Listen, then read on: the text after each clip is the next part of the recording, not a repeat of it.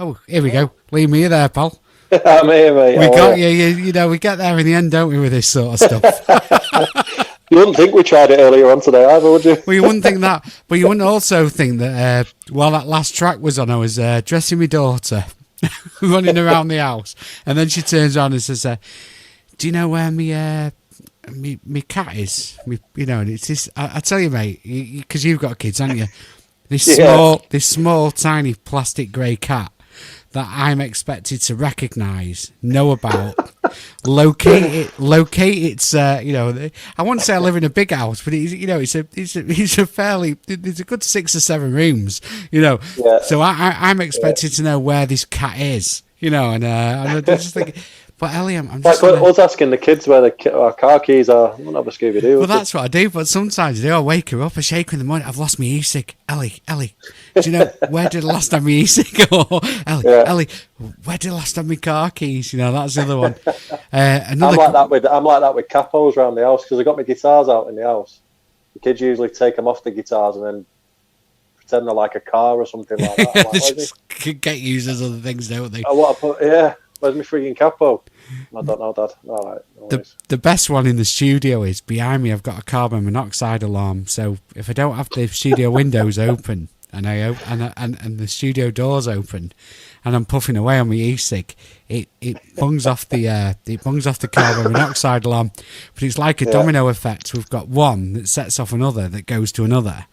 And then suddenly you've got this alarm, and then the last thing that goes off is the outside alarm just gives a quick woo woo, so the neighbours are thinking, so I quickly run to my front door and open the door, and all this smoke puffs out. It's like a Dr. Dre or Snoop Dogg. With the suspension going up and down, that sort of thing, And I'm sort of like, and poor Ellie's upstairs, and I've got the headphones on, which are noise cancelling. So I can hear it going on behind me, but poor Ellie's getting blasted with about 64 dB of beep beep beep beep beep, going on. So I'm. But the great thing is the last 4 or 5 shows have all been when the weather's been pretty good. But when it's raining and windy, she'll be in for it. But the mains are wired, so I can't even switch them off. I don't even know how to turn them off. just on. Anyway, wired. Have you got them wired, or have you got them? Would that be legally wired, or?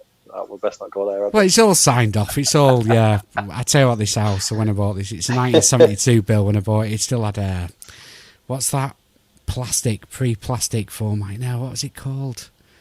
That really sort of brittle plastic that was pre-plastic. Forgot the name. Yeah. I know what you mean. Yeah, it was just absolutely full of that stuff, So I had to have it all ripped out, I've got a multi-point RCD. I've got the kitchen on an RCD, got this room and anyway, and I've got a cracked kitchen tile today, and you obviously know what a cracked kitchen tile means. It means a new kitchen, but I'm over the moon with that sort of news this morning.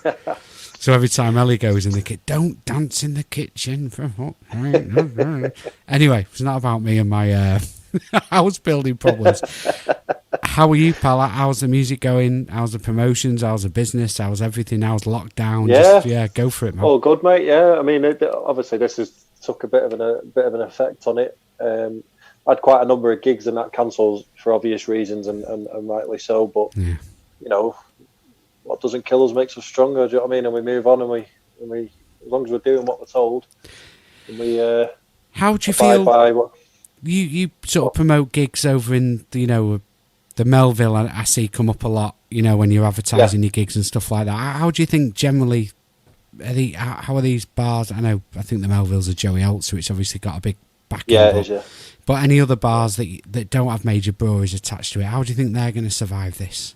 I feel really sorry for them. I know a lot of them have tried, to be fair, like on a business aspect, like doing takeaway beers and stuff like that and cocktails and what have you, and they make them in the bars, and then a bit like fast food takeaway services and all that stuff, but on the alcohol side, which is fantastic. Do you know what I mean? Like to come up with that idea and do that, I think hopefully that's helping them out. I mean, as you know, I play in a number of pubs and bars and stuff like that, and I try and get round to as many as I can.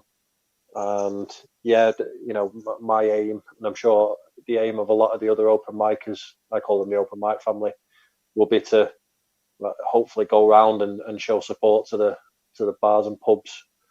Try and get a bit of revenue back in there, and that's my aim anyway. When we're allowed back out. Yeah, when we're allowed back out, it's a horrible thing to say that when we're allowed back out. It's sort of freaks me out a little bit, really. Because but you're an events organizer. If you look at the events I've organised in the past, they've always fell flat on their arse, for want of a better expression. The village where Weir FM broadcast from, where I live, it's only about 1,200 people here. So I tried an open mic night, and it sort of works. Yeah. But there was absolutely nobody local turning up. It was people from Accrington. They were all, and because it was between 6 and 8 in the evening, it was an impossible fact. I'm still gonna battle on with it. I'm not gonna give in with it. But that sort of thing. But your events, pre-lockdown, I hate to say the word, pre all this stuff that's been going on, you were doing really well, and you've got your own promotions company as well. Last thing I saw is St. Patrick's, when you provided the PA and stuff like that. Smashed that one. Yeah, that was a big one. You've got Pint. It would have been a lot bigger, but it was just before the lockdown happened. Right. We were kind of lucky to go ahead with it, because it was at the time when the government came out and said, right, you can't have gatherings of over 500 people.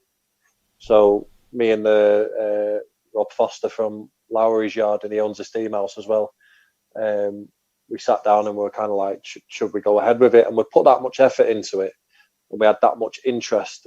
I think when I put the social media out there, I got something like 37,500 views. Wow. I had to turn my phone off because it was just constant. You have to, I don't know whether it's just me, but I time when I'm putting my posts out. So I think Dancing on Ice was on a Sunday night at 7:00. Well, everyone's watching Dancing on Ice on a Sunday night at 7:00, having a takeaway or Sunday roast or whatever they're having. Probably looking at the phones. So I thought, right, I'll put it out at this time, and it just went through the roof. But it was touch and go. I mean, I think we did that on the Saturday or the Sunday. I can't remember which it was. I think it was the Sunday, yeah. And well, I saw the video. I just thought it just looked like an amazing family event. And I think if anything's going to bring people together, it's Irish music. It's got that broad appeal. Oh, it's unbelievable, yeah. It's unbelievable. But yeah, I mean, Rob did a great. He obviously put the bar on. Did his Guinness at a bit of a knockdown price. Good. And then I pretty much organised pretty much the rest of it. So I got 2 Irish bands in. I got the Irish dancing group in, who have got people. So that's Duffy Travis Academy. Well, you're the massive. In fact, I've got a Guinness Surger pump, which I'm going to fire up during this time. I'm going to do myself, because I've just finished my pint of Cruzcampo, the one I had when I was talking to Neve. Just to quell the nerves a little bit. I'm going to do myself a nice Guinness. It's got to be done. Make sure you do it right. Make sure you leave it to stand for long enough. Yeah, we'll do that. Well, I'll leave it to stand for this next track. So you've sent me some tracks that you want me to play tonight, which are pretty poignant, pretty personal to yourself. As and I know that you're massively passionate about music, which is what it's all about tonight. And I've sort of rearranged it a little bit, and I've towards the end of the message when we were discussing coming on air tonight, because people just to let people know, this isn't the sort of thing that just it's not done off spec. There's a lot of research, a lot of downloading, a lot of chatting. These interviews aren't just something that just come together overnight. But I sort of rearranged things a little bit, because just before we play this track, and I'm going to play "Oh My Sweet Caroline" by Ryan Adams, who suffers from tinnitus. And has incredible also, musician. He's an incredible musician, and been a tinnitus sufferer myself. Sort of, I understand what he's going through, and other bit. There's a few allegations attached to him, but we won't talk about that tonight. Yeah. But you've chosen "Oh My Sweet Caroline," and you mentioned sort of referenced a sort of Liam and Noel argument between you and your brother over this track, and no, that was taught tonight. That one, right? That was the argument. The Ryan Adams one was the one with my cousin in Ireland who fought with the Saw Doctors. That was it. Yeah, sorry. So go on, tell us a story about that. Yeah, so obviously pre-kids and that, I'd go over to Ireland 2-3 times a year for like family dues, birthdays, christenings, communions, weddings, and what have you. And drink had be had, and then by the end of the night, all Irish dudes, no matter what you go to, you always have a sing song at the end of the night when the DJ packs up, and we all start singing Irish songs. I knew my cousin could play guitar. He's been in many bands and stuff like that. And like me and my wife just used to sit there, and he'd get the guitar out, and he'd just start strumming away. And he's one of them where his nickname's Spud, called Michael Cohn, and it'd be, Spud, can you play this? And he's like, no, I've never heard that. Can you sing it? And you'd sing it, and within 30 seconds he'd be playing it, and you're just like, how do you even do that? Like that it just blew me away how he could do that. The human jukebox. Oh, it was ridiculous. So he'd start playing it. Now my wife can sing as well, so like we'd all be singing, but he'd always sing this one song, which was the Ryan Adams, "Oh My Sweet Caroline," and my auntie's his mum's called Caroline as well, and he'd always sing this song, and it just always stuck in my head. So I was playing football at the time and never really picked up a guitar. I'd be into music, but never picked up a guitar. And then I did my knee, and then that's when I thought, right, I'm going to pick up a guitar now. So I was 33 yesterday. So I picked up a guitar probably about 7 years ago, just off the back of him playing, because I thought I'd love to just jam with him. And he'd play this even now. I was back over in Ireland in March for my uncle's 60th. And it was the first time I was able to play the song with him. The two of us had guitars. And he sang it, and I played it with him. Did he recognise you as a guitar, when he turned up, it's my cousin or whatever? Yeah. And we always do it now, yeah. Wow. And it's he's just exceptional. I watched him at the Apollo, touring with the Saw Doctors, and you're just in awe of him. And he's an incredible musician. Well, I love all my cousins, to bits, but the way he plays guitar and the way he sings, he has got the Ryan Adams look about him as well. So was he the central inspiration to you picking up the guitar and starting learning how to play? Yeah, big time. Yeah, excellent. Him and my uncle, actually, my uncle Paul, Paul Tulip. He plays a lot of folk harmonica. He'd probably class himself as a harmonica player over a guitarist. And we'd always be at these family dues, and the two of them would just be jamming away. So yeah, them two in particular were, I would say, the main influences on me picking up a guitar and being able to jam along with them. And this was the song that did it. Even now, it's one of them songs that I just can't turn over. As soon as it comes on, it's like, yeah, I've got to listen to that all the way through. It just brings back so many memories. Well, absolutely. Well, without further ado, I'm going to play on Weir FM 105.7. Just to let you know, it will all go you won't hear me for a bit. This is Oh My Sweet Caroline on 105.7 Weir FM. We're in conversation tonight with Liam Coyne. This is a fantastic tune by Ryan Adams. So Liam, you've been described as the lockdown music king by Ruthie tonight, and I've been seeing. I love Ruthie. What a legend she is. Yeah, we had her on last week. She was just amazing. I love I love a new track. I've been absolutely hammering it. Yeah, she's incredible. And I think this is what it's all about, because there's not enough exposure going on for musicians, wherever they are, not just Manchester, Weir, Rosendale, Lancashire, East Lancashire, wherever. There's so many great people that I come across, and I watch them and I think, bloody hell, come on. And then I listen to the shit. Yeah. I listen to the shit that's in the charts. So it's you sort of get there with it. But you've chose as your first track tonight, because I threw that "Oh Sweet Caroline" in. That was my choice. Is Oasis and "Talk Tonight." I'm going to play the album version of that.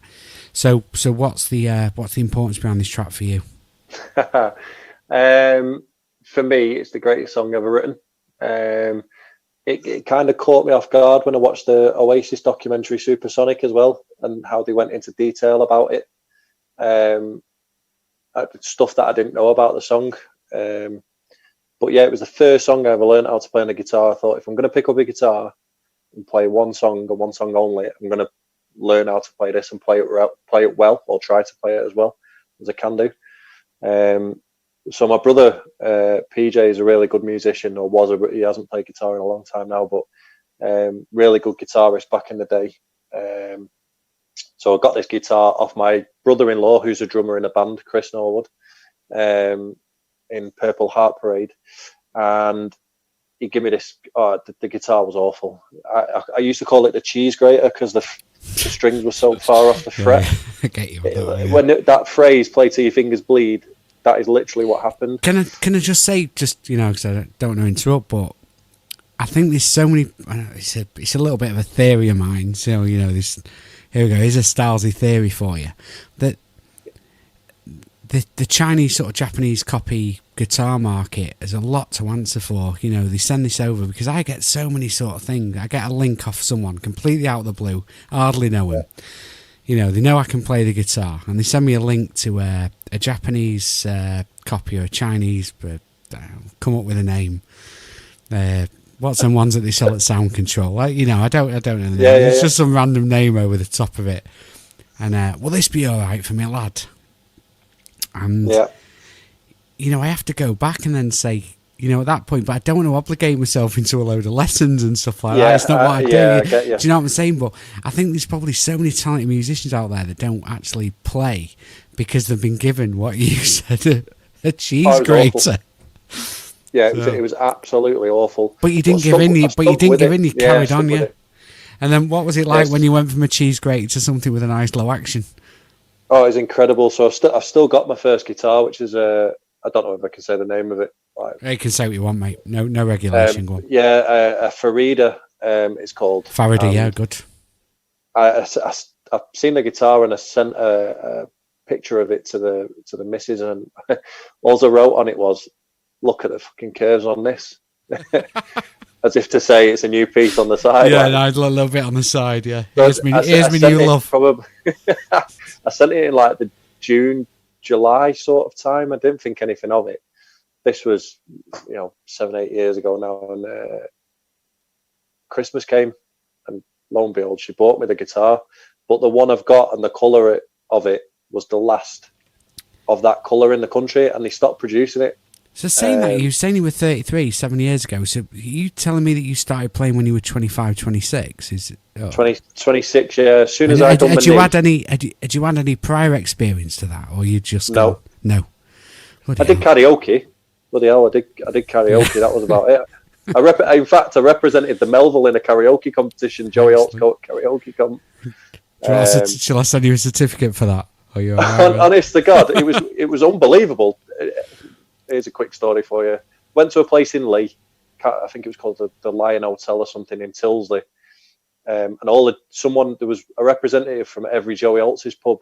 So I got up, I sang Paolo Nutini Rewind. Halfway through, the song cut out, and then you got a second song. And I think it was Bed of Roses, Bon Jovi. 2 soppy songs, I know. Probably could have done with a bit more up tempo. Again, it cut out again. There was people handing in their own CDs. Like, oh, what I sing to this one? It's a karaoke competition. Do you know what I mean? Jesus Christ. I can't remember where it came, but apparently rumour has it that Shane Ward, who won the first ever X Factor, entered that same competition, and even he didn't win it. So, I know Shane. It wouldn't have bothered him. But yeah, so it was So that's how I started. But yeah, I did my knee. I did play decent level of football, and got a couple of quid for doing it and what have you. But I did my knee, and I thought, right, I'm never going to go back to the same level as what I was doing. Let's see what I can do. So yeah, and you turned to the brother-in-law, give me this guitar, the cheese grater. It's funny you mention that because Darren, who's on after us tonight, after you at 9:30. Yeah. Probably a little bit late, Darren, if you're listening. Only about 10 minutes. He's another one who had a relatively successful football career in Glossop, and I think it was a knee injury as well that finished Darren. So stay tuned for that as well, because I think you've got a lot in common. Yeah. Getting back to the music, sorry. So he gave me this guitar. Yeah. Anyway, I went to my brother who could play Talk Tonight by Oasis, and I said, can you teach me how to play Talk Tonight? So went up into the bedroom, our old bedroom that we used to share when we were kids. And he was like, right, play E minor, because it starts with an E minor. So I was like, what's an E minor? He was like, you don't know the chords? I was like, no. I said, you show me where my fingers need to go, and that's all I need to know. And he was like, can't do that. I said, well, that's what I'm asking you to do. Anyway, 5 minutes in, we were nearly wrapping our guitars around each other's heads. He told me to fuck off. I told him to fuck off. Told him he was shit. And he was the worst guitar player I'd ever seen. Bit like Liam and Noel now, actually, arguing and bickering. So I went away and learned how to play it myself, and it was the first. And even now, I'm actually wanting to get the lyrics tattooed down the side of my body. So was this the song? Was this the song that was just turned around and said, "This is why I'm going to play the guitar"? Game changer, yeah. Yeah, it's a game changer. That was the number. I still play it now in my sets. Me and Tony Ward do it. Right. We'll play it together. He'll do a bit of lead guitar over the top of it. Wonderful. If you know your indie music, you know Talk Tonight. If you know Oasis, you know Talk Tonight. It's not one of the most famous ones. I'm sure everyone who's listening tonight is knows this song. Well, at least I hope they do. But if they don't, they're going to hear it now, aren't they? So on 105.7 FM across the village of Weir in East Lancashire, Rosendale, and at weirfm.co.uk, and head over to Facebook or Weir FM. There's a phone number there. You can WhatsApp us. You can do anything, or if you prefer, you can email us at weirfm@studio.com. Especially if you've got a question for Liam. He's married, I'm afraid. This is Oasis and Talk Tonight. Oasis, Talk Tonight on 105.7, 11 minutes past 9. On the mighty Weir FM. I must just say thank you everyone, all the listeners that are tuned in tonight. Really loving it. Hope you enjoyed my little chat with William. And it has gone 9 o'clock, so we're not, if the odd swear word slips in, I do apologise. So Liam, that's the Irish background in me. Every second word. Well, yeah, that's it. Yeah, that's what I mean. Well, let's change fecking for fecking. So you've chose now. This is where it could become a little bit contentious, because I'm not a big U2 fan, and when everyone says Bono, I always think Bono, and stuff like that. That sort of thing. Yeah, some of the stuff he comes out with, I think, what are you doing? Do you know what I mean? Just stick to your music. Yeah, great frontman, and great musician, but don't get involved in all that politics. I think that's exactly what I'm saying. I mean, if he just come over as sort of, I don't know. Someone, who's that guy who was crying the other day because he was in lockdown, and one of his mates did some big pop star, and Sam something. Anyway, he was quickly banned off the radio station. When I saw him at the public outburst, these sort of levels of public atrocities that you're going to go to. And I think Bono has exceeded. Bono has exceeded these levels of social atrocities, in my opinion. But you listen to some of the albums, and the only one thing for you too is Joshua Tree was influenced by a massive influence of mine. I won't go into it, but so I know where the naming of Joshua Tree came from, the particular album. And I do think they're a great band. And this I was playing this track today, just checking that it was playing without any sort of faults or errors or anything. And I thought, it's a bloody great song, this. But it's a classic. Timeless. Where's the U2 thing come from? Just on the Irish theme, we always had a lot of Irish music playing around the house, whether that be my mum and dad listening to, the Dubliners or Daniel O'Donnell or whatever. But then that sort of grew into my older brothers as well. I've got 3 older brothers, Sean, PJ and Jimmy. And there'd be a lot of music around the house back then. And I just remember being a kid and this album just being on pretty much constant from my older brother Sean. And I remember just listening to it. And when I was a kid, it was like Ja Rule and Dr. Dre and Snoop Dogg and all rap and all that type of stuff. But that Joshua Tree was what, early 80s, was it? Mid 80s, was it, that came out? It was very early 80s, yeah. And for me, it kind of changed the course of music at that time. But then when I was a kid, it changed the course of music for me as well. So, it's one of them albums that you could listen to from start to finish and not skip a track, which is rare. probably even back then, but even more so probably rare now. Well, I must have just listening to it sort of, brings it back home. It's a fantastic thing. You two. Here we go. Ellie's just turned up. My daughter. Come to Mike. Say hello to Liam, even though you won't be able to hear him. Shout hello as loud as you can. Go on. There you go. Hello. So he's got that. Well, let's play it now. You two, with or without you, on Weir FM 105.7. Absolutely. I must admit, I enjoyed every minute of that, Liam. I really did. Good tune. Really loved it. With or without you. So the next track you've chose is Dire Straits' Money for Nothing. Now, a quick one on this one. I had a friend of mine, Robert Smedley, if anyone knows, when I used to live in Urmston, my best friend was Robert Smedley, and we used to have a big argument about the lyrics on this. You get your money for nothing and your chicks for free. And he used to say, no, it's your checks for free. And I would say, no, it don't make any sense, that, because checks aren't free. Checks is something you write. So anyway, that aside, this next track, Dire Straits, Money for Nothing. What's the story behind that one? Go on. Again, just growing up as a kid, I remember having my mates round, and we used to all knock about together, and I remember just coming across this CD with a blue cover and a guitar on the front. I was like, oh, what's this? And I was listening to it, but obviously before my mates come round, I remember finding this track, and it was just one of the best selling albums of all time.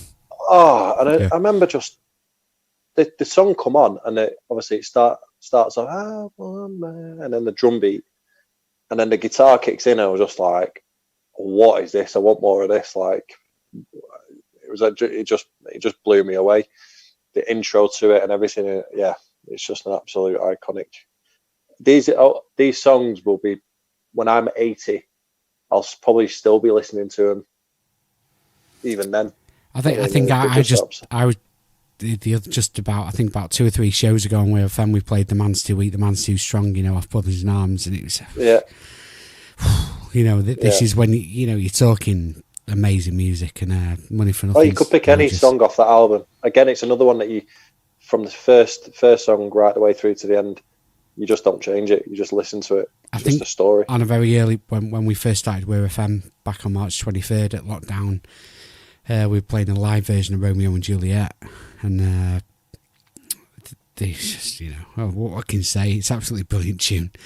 So without further ado, on 105.7 FM across the village of Weir in Rosendale, East Lancashire, or weirfm.co.uk, click on the big yellow play button. See how these words are real. This script is getting harder and harder to read. Can you see how it's getting on further in the night? No, we're doing okay.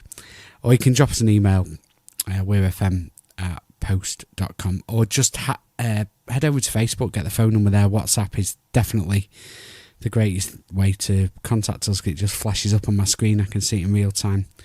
But this is for Liam and Dire Straits, Money for Nothing, on 105.7 Weir FM. We're in conversation with Liam Coyne. After that, Darren Poyser.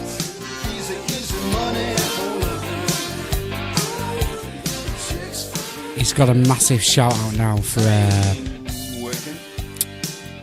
the singer-songwriter community, and just I saw a news article today that grassroots music has been absolutely decimated by the current situation that we're in, but I don't believe for 1 minute that we're being decimated in any other way. I think we're just going to bounce back stronger. Look at Neve writing songs, and Rufy writing songs, and Lizzie and everyone else who's listening tonight, all that massive community writing songs, and they're getting together and they're going to come back. We're just going to bounce back stronger than ever. This is just a monumentary lapse of reason. If that's I'm sure Liam will get that one. I have some complaints. I have had a complaint that of all the Dire Straits songs you could have chosen, this was possibly one of the worst. That's from my Trouty. A lot of the songs that I picked though are quite melodic and soft and slow. So I thought I'd get this one in. Well, I personally, I think it's a great song. It's a lovely song. It's not your last song you chose tonight. You've chosen some absolute corkers. Going back, I've got a particular folder here called Liam Coyne, so I'm going to go back to that. So the fifth track you've chose tonight is there's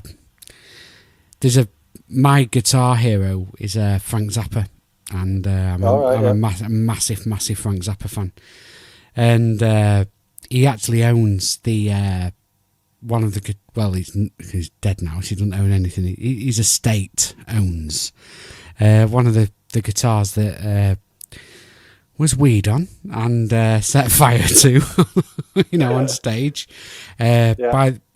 by this next guy you've chosen tonight, Jimi Hendrix. So where's the Jimi Hendrix stuff coming from? This is when did you first get into Jimmy? I don't think you should be involved in music if you don't know who Jimi Hendrix is, for starters. I remember watching a documentary of him on him years and years ago, because I was just dead intrigued by him, because he died relatively quite early, but he did so much before he passed away, and his music is a legacy. But this next tune in particular, I actually play it with one of the open mic family, a fella called Mr. Bill Inglis, incredidible guitarist. Do you just want to get shout out to all the names now of all the people that you're missing, because I know you're so massively involved, and I'll apologise on your behalf and anyone you miss, because you are possibly one of the most connected, by your Kevin Murphys and your John Lynch's and your Billy D's or whatever, but you are very, very massively connected to everyone. So let your heart open your heart and mention some names, the people that you're missing the most, and I'm sure the people that you don't mention don't take any offence to it, but just go on, throw it out there. There's that many people, because I prefer jamming with people instead of singing myself. I prefer just to play guitar and sit back and let someone else do it. So you've got like your Roofies, your Lizzies, Ruthie O'Brien, Lizzie Rushton, Katie Molden, Laura Crane, and then jamming with some guitarists that I love jamming with. So Tony Ward, who's one of my best mates, absolute legend. He's the one that's probably taught me the most, because we jam together the most. But not only that, like with gear that I use doing the open mic nights, microphones, speakers, what mixer to get. I can't thank that bloke enough. But then, going on to the guitarist, Drew Palmer, one of the best around. John McCormack, absolutely, Drew, bloody hell. Yeah, we've had some brilliant gigs together, myself and Drew, and then John McCormack as a guitarist is incredible. And basically all the hosts as well. There's that many open mic nights that I try and get to, just to try and support. Get down and try and support their night, and they come and support my night at the Melville, which is fantastic. And it can be a bit of a not getting into the politics, it can become a political battle, though, can't it?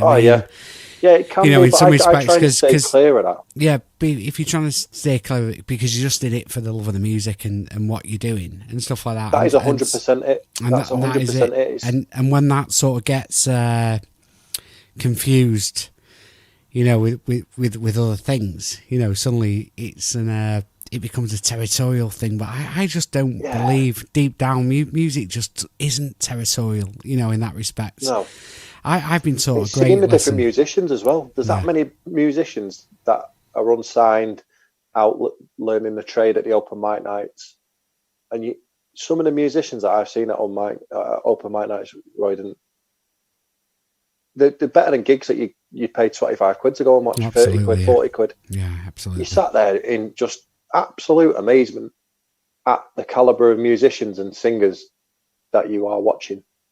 It's unbelievable. There's nothing better than that. And then, you see your regular musicians that are there week in, week out, unbelievable. But then you see new musicians who are starting now, Neve, who you mentioned there before, coming through. It's just incredible. But you're by promoting and by doing what you're doing, and people don't realise how hard it is, to put that PA in the back of your car, drive that PA to the venue, set it up. You're the one that's got to stay sober, because you're the one that's got to drive home, and they're all getting levered and they're putting their arm around you. Fucking great night, this mate. And so much of this experience and pains, of what you're, because I've had people approach him, bloody hell, he's getting paid for running that night, and I've come and paid for free. And I'm thinking, well, go and play in your fucking kitchen, pal. You know what I mean? Yeah. This guy's turned up with his PA and he's done this and he's done that. Yeah. You know, and stuff like that, as if they're own something. And I understand in some respects, a lot of great musicians, but it's the choice of the person to turn up at that night. Of course it is. And it is 100%. And it's a completely personal choice. And if you're not going to accept that personal choice, and don't start having a go at people that might be getting £60 off the landlord or a couple of free pints like I get for my local night, you know, thinking that, you know, is it really paying me mortgage? This putting, you know, stood here announcing you lot on for 8 songs, you know, that you know, and yeah, it's it can become an absolute political nightmare. But all respect, it can be. I mean, I try and stay clear of all that in a sense that, you know, like you've hit the nail on the head. It's completely up to the performer to go out the way on a Tuesday, Wednesday, Thursday night through the week and go and play a few tunes and what have you. You know, you're not dragged there. It's completely up to you. Now, what? Just before we play into it. Before we play the Jimi Hendrix track, have you ever come across anyone who's just completely and utterly arrogant? Mention no names. Give us a story. What a story. Give us a story. Go on. Something that's when you've sat there and thought, why the fuck am I doing this? You know, there was one instance where I had my open mic night and a fella turned up. Now I run mine slightly different. It's a first come first serve. So the earlier you get there, the earlier you get on. I'm not, you know, and it's everyone who runs their own open mic nights is completely, you know, it's completely up to them how they do it. But I think if you get there early enough, then you're entitled to pick what slot you want to go on. That's absolutely, yeah, I agree with that. So my nights, you know, I can get up to like 13 musicians in one night because it's more of a jam night than an open mic. So if someone gets up and plays, someone knows a song and they're comfortable with playing with other musicians, you know, bass guitarist will go up, a lead guitarist will go up, I'll sit and play on the cajon drum. And before you know it, you've got a 4-piece band, maybe with a couple of backing singers. Ruthie and Lizzie, for example, might just stand at the back and do harmonies over the top. You know, you're at 6 people then.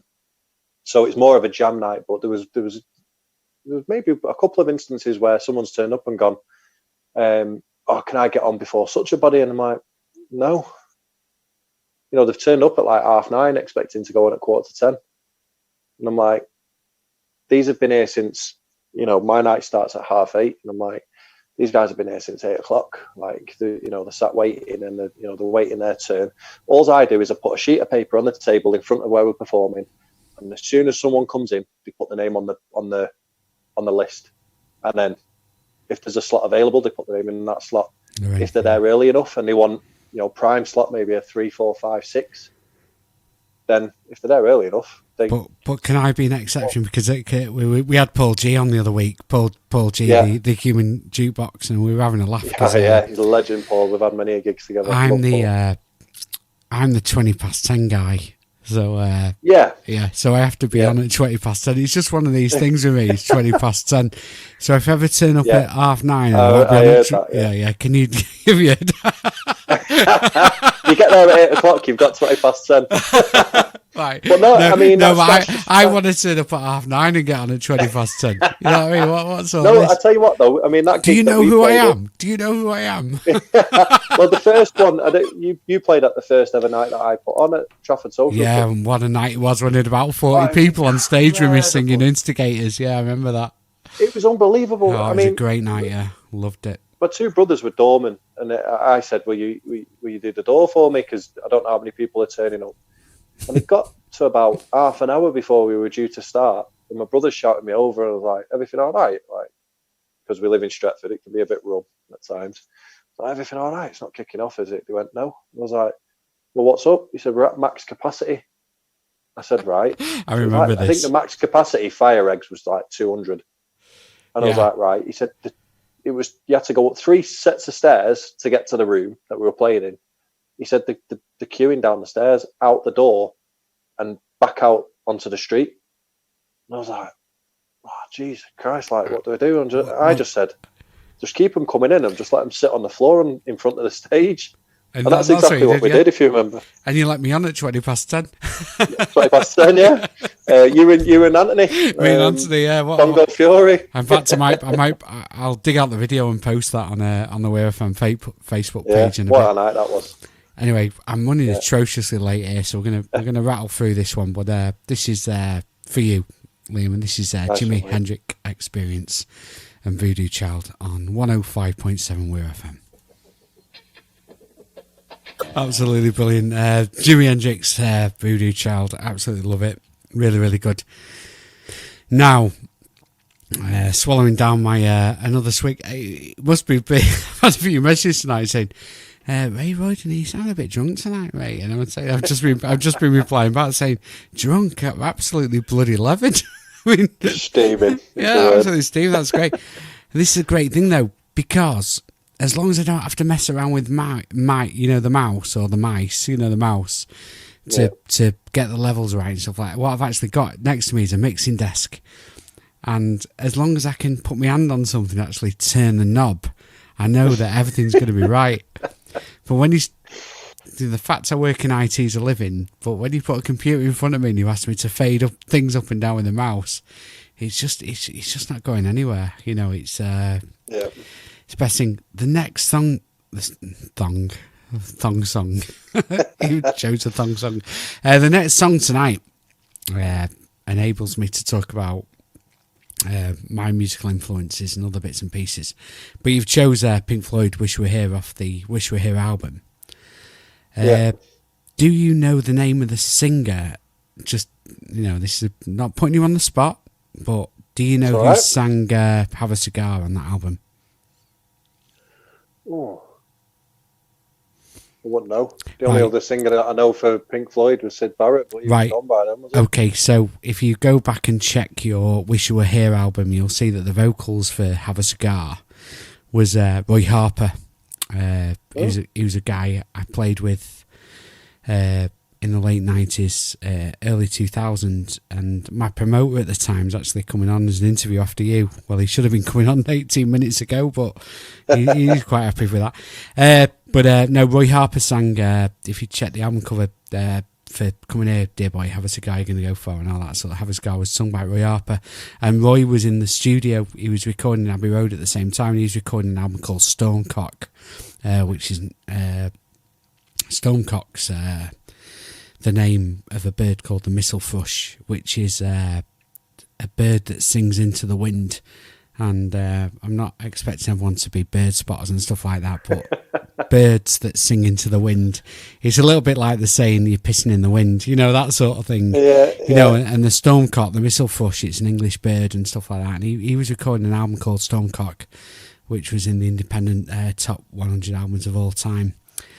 And I have seen a documentary on it actually. And it does ring a bell. Roger and David just couldn't get the vocals right. They couldn't get the vocals right, and they were sort of saying. And then Roy was recording next door, and obviously Roy who was the fifth member of Led Zeppelin in some respects, they sort of turned around and said, "Well, we'll get Roy in," and Roy sang it. Now Roger is pretty fed up this day. And Roy's never received one penny for it, and I'll tell you that he's never received. It was a little bit annoying for him for one of the best-selling albums of all time, and he's never received a payment for it. But they've all fell out now. David Gilmour described my mate Roy as a tosser and all sorts, and stuff like that. But I was on David Gilmour's boat on the River Thames, after playing a gig at the Half Moon in Putney with Roy.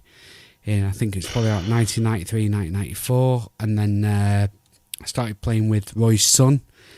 And Darren, who's on next, he put me on for the second time, because I played previously in Lancaster with Nick.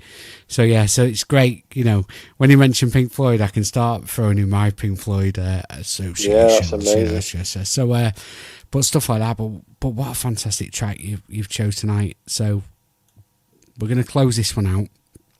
But give us your Pink Floyd speech, mate, because it's got to be a big one, this. Yeah, second song I ever learned how to play on the guitar. After learning how to play Talk Tonight, I thought if I can play another song, it's going to be Wish You Were Here. Just the meaning behind it, the lyrics, the melody. It's the way that G. Can I it. just say one thing? Because I haven't got enough time, and sadly, my internet connection is now going via my next door neighbour's house, so I can't pull off my own music collection. But you're definitely into that E minor G sort of rhythmic sort of thing, aren't you? Whether it be cap on the second fret, that sort of. You're definitely into that, aren't you? Defo, yeah. Just melody on tunes and stuff. It's only recently that I've started getting into lyrics and writing a few bits and bobs and recording a few bits of my own. I recorded with him actually, a young lad called Tom Walker in Urmston. And we wrote a song together at Tony's house actually. And it was then that I started getting into lyrics and stuff. But prior to that, it was always melody and the guitar and how the guitar sounds. And if it sounded good, I'd listen to the song. It could have been the best written song in the world. Well, if the guitar wasn't right for me, I'd switch it off. Well, this track's got about a 30-minute intro on it. This was incredible. But yeah, I mean, I don't know. Can I just have a shout out to someone as well? Yeah, go and do it now. Go for it, mate. So a good friend of mine, he's going around doing a few social distancing gigs. He actually played at my house yesterday, and he's raising quite a substantial amount of money for charity and stuff like that.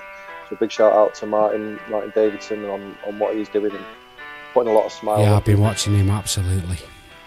Amazing. Caught me off guard playing outside my gaff yesterday. And then, just to all the open mic hosts, Laura Crane, Kev Murphy, John Lynch. Martin's got his own couple of nights now, and just hang in there. It won't be long, and we'll all be jamming again. And we'll soon be back, Liam. We'll soon be back. Wish We Were Here, Pink Floyd, on 105.7 Weir FM. Good night, mate. Cheers, mate. Oh, here we go. Liam, are you there, pal? I'm here, mate. We got you. We get there in the end, don't we, with this sort of stuff?